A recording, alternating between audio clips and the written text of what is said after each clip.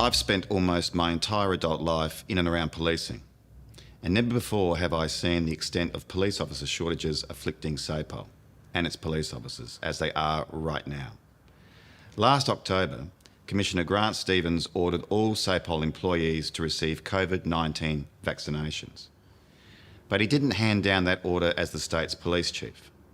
He issued it as the state's COVID-19 coordinator, using controversial powers under the Emergency Management Act.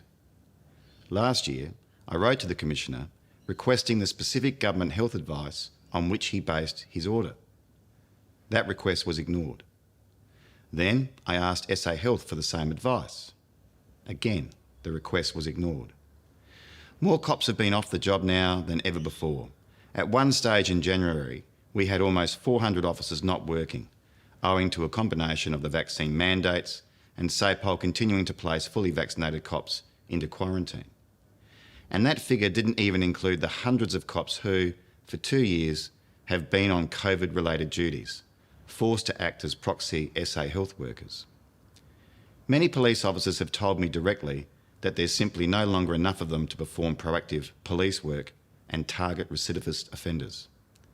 On the police front line, we know, and SAPOL should know, this presents significant risks to the community. The public is seeing the effects of this every day, with frequent news reports of violent knife and gun crimes. It's madness. Prime Minister Scott Morrison has gone on record stating the federal government health advice didn't recommend these mandates. So why is Grant Stevens' health advice different? And why won't he show the SA community what it is? Countries all over the world have started to scrap all their restrictions and their vaccine mandates. Why is South Australia going headlong in the opposite direction?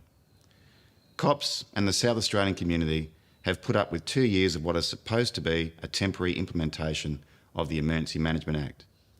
It's time for this emergency to end, it's time for the Commission to go back to running the police force, and it's time for cops to be back on the front line, battling crime and disorder. That's where the community desperately wants and needs them.